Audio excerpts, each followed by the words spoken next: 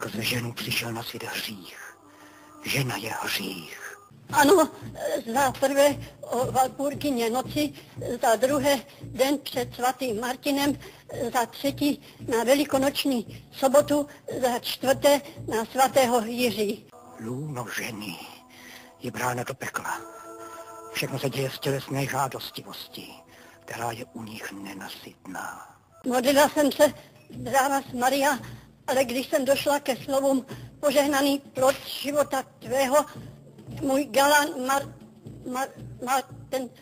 galán Martin mě hodil na zem a musela jsem říct černý ocase Martinu. Náruč ženy se rovná osidům lovce. Žena provozuje své kejkle s ďáblem, protože ďábel se zjevuje v mužské podobě. Pak jsem se položila a potom jsme spolu smírnili.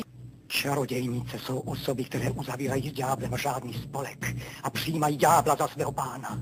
On jim za to propůjčuje konatí rozličné, nadpřirozené věci. Měla jsem za úkol svítit. Martin přinesl svíčky, ohnul mě k zemi, můj holý zadek obrátil do výše a ty svíčky mi tam strčil. Na sněmy přilétají čarodějnice povětřím. Aby se mohli vznést do vzduchu, musí se pomazat zvláštní mastí z morku a sádla zavražděných nevinátek, rozmíchaného s čerstvou krví panen, vycezenou spod srdce. Obkročují pometlo, řeblo, vidle, přeslici nebo kozla a výjíždějí na nich jako na koních komínem do vzduchu.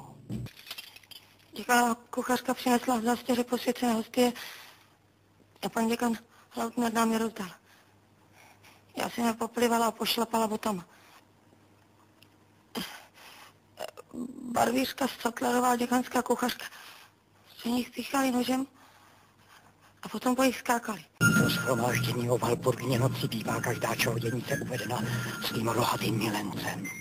Tam se bez ohledu na věk a příbuzenství odávají směstvu nejohavnějšímu. Barvíř Sattler a pan děkan si je dali do vod a potom jich tancovali. A potom si s nimi vytřeli zadek. Lucifer vystoupí ze země dole kosmatý jako kozel, od boku výš zářící jako slunce.